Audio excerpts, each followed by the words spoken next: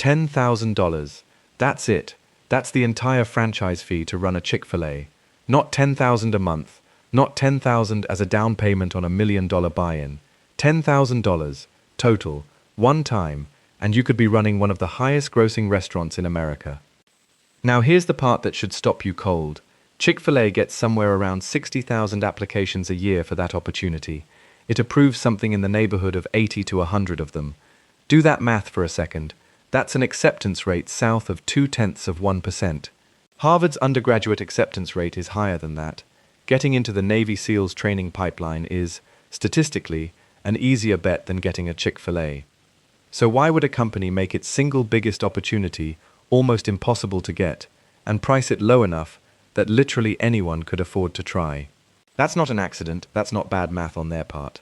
That contradiction is the whole story, and by the end of this video you're going to understand exactly why Chick-fil-A built it this way on purpose, and why almost every other franchise on earth is structured completely differently.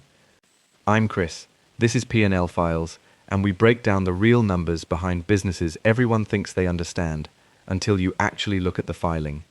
Let's start with the numbers, because they're genuinely strange once you put them next to each other. $10,000 gets you into a Chick-fil-A. For comparison, a McDonald's franchise fee alone is $45,000, already more than 4 times what Chick-fil-A charges, and that's before you get to the real number. McDonald's total initial investment, once you count the building, the equipment, the signage, the opening inventory, runs somewhere between $1.4 and $2.7 million.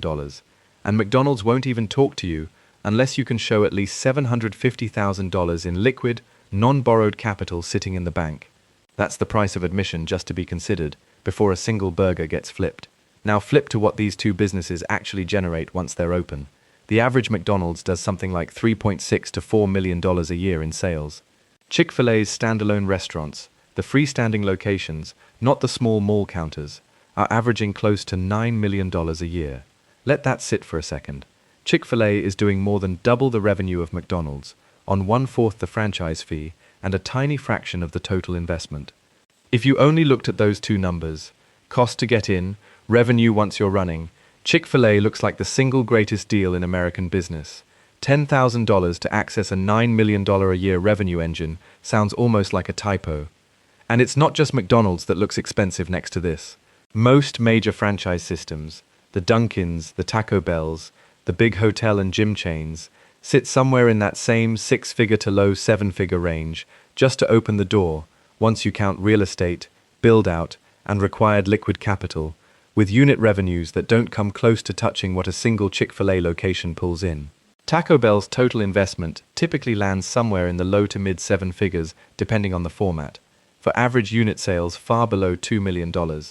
Dunkin' locations run cheaper to open than a McDonald's, but their unit volumes are a small fraction of Chick-fil-A's as well. On a pure numbers basis, Chick-fil-A isn't just a good deal. It's an outlier so extreme it should be setting off alarm bells. Nothing this good, this cheap, stays this available. Which is exactly the question worth asking. If the entry price is this low and the output is this high, what's actually rationing access? Because something has to be, and the answer is not what most people expect. This isn't a recent tweak somebody in corporate strategy dreamed up to look interesting on a business podcast either.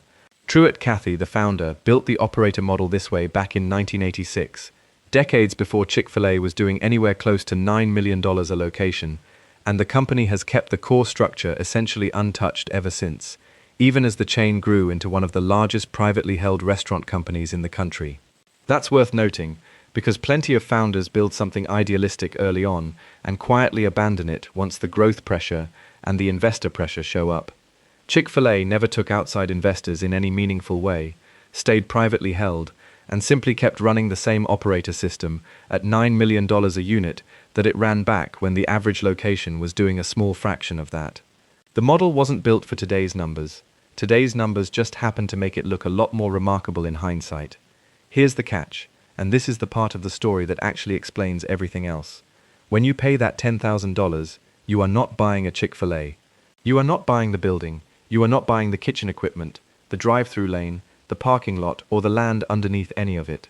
Chick-fil-A, the corporation, owns all of that. It builds the restaurant, it equips the restaurant, and it keeps the restaurant on its own balance sheet forever. What you're actually buying with that $10,000 is a 1-year operating agreement, renewable at the company's discretion, that gives you the right to run the day-to-day business inside a building you will never own a single brick of. Read that agreement closely, and you'll find there's no equity changing hands anywhere in it.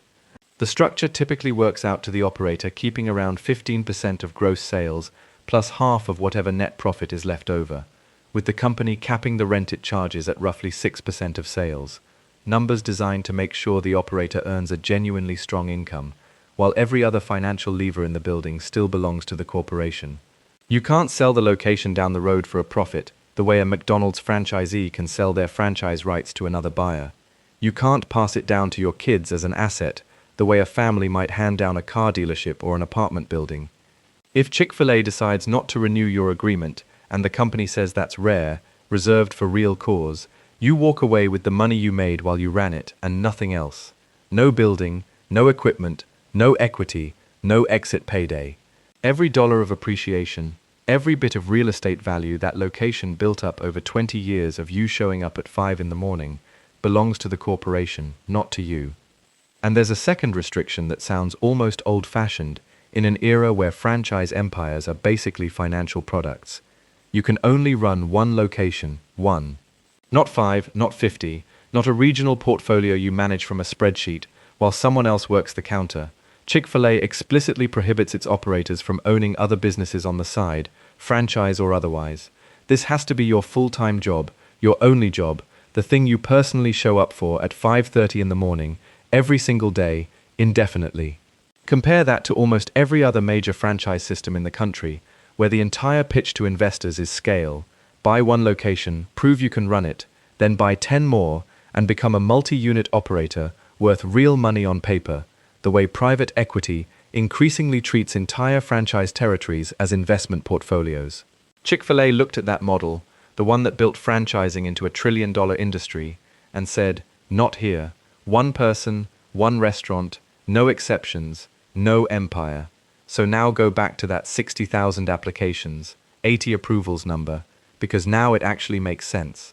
Chick-fil-A isn't screening for people who can write the biggest check. The check is $10,000. Practically anyone reading this could scrape that together with a few paychecks and a tax refund. What Chick-fil-A is actually screening for is character, and the interview process is built specifically to test for it. Candidates get asked about community involvement, about local roots, about how they've led people before, in any context, paid or unpaid. The company reportedly calls friends, relatives, and former employers to independently verify who this person actually is when nobody's performing for an interviewer sitting across a desk. They are explicitly not looking for capital partners, absentee investors, or empire builders looking to stack locations like real estate on a spreadsheet. They are looking for one specific kind of person, someone who will personally know every team member's name, run the lunch rush themselves standing at the register, and do that same job in that same building for the next 20 years, without ever trying to leverage it into something bigger or sell it off for a payday. That's the twist sitting underneath this entire business model. The $10,000 was never the actual barrier. It's bait, low enough to bring in tens of thousands of applicants a year, so the company has a massive pool to select from, and low enough that nobody can claim they were priced out. The real barrier is a character screen so strict it turns away all but 0.2% of the people who show up for it, no matter how much money they're personally sitting on, no matter how impressive their resume looks on paper. So here's the obvious question. If you can't own the building, can't build equity, can't scale beyond one location, and can be non-renewed at the company's discretion, why on earth do 60,000 people a year still apply, year after year, with the acceptance odds this brutal? Because the actual take-home pay is genuinely excellent, even without ownership. Chick-fil-A operators typically keep somewhere around 5 to 7% of gross sales, plus that share of net profit, depending on how the specific agreement is structured, and estimates from people who track the franchise industry put a typical operator's personal income somewhere in the neighborhood of $150,000 to $200,000 a year, with strong performing locations pushing well past that. Run the math on a location doing close to that $9 million average, and depending on the exact revenue share and how well the location is run, some estimates put total operator income anywhere from the low hundreds of thousands up toward $400,000 or $500,000 a year at the highest performing restaurants in the system. Different sources land on different numbers, because Chick-fil-A doesn't publish exact figures publicly, but even the conservative estimates put a Chick-fil-A operator's income well above what most small business owners in America ever see. For a $10,000 entry price, and none of the capital risk of actually financing the real estate and equipment yourself. And that capital risk is the part people consistently underestimate when they compare franchises purely by the sticker price of the fee. A McDonald's franchisee isn't just risking a franchise fee, they're risking $1 to $2+ million of debt and personal capital tied to a piece of real estate and a building that they own and are financially responsible for. If the location underperforms, if the neighborhood changes, if a recession hits foot traffic for 2 straight years, that owner is exposed to the full downside of an asset they personally financed and personally guaranteed. A Chick-fil-A operator has almost none of that exposure. The company owns the building, the company owns the equipment, the company absorbs the real estate risk on its own books. If the location has a bad year, the operator's income drops, which is genuinely painful, but they're not staring down a $2 million loan with their house on the line. Strip away the ownership question entirely, and what you're left with is closer to an extremely well-compensated, high-autonomy management job than a traditional small business investment. For the right kind of person, someone who wants to run something, lead a team, build a life around one restaurant, and make real money doing it, but doesn't want to personally underwrite a $2 million piece of commercial real estate, that trade-off is actually a phenomenal deal.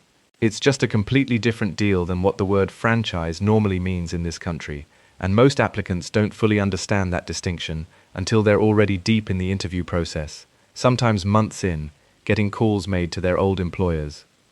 That combination, low financial risk, a strong and fairly reliable income range, and a brand people are genuinely proud to be associated with in their own community, is exactly why demand for this opportunity keeps climbing, even as the restrictions stay just as strict as they've always been. People aren't applying for an ownership stake, whatever the marketing language might imply.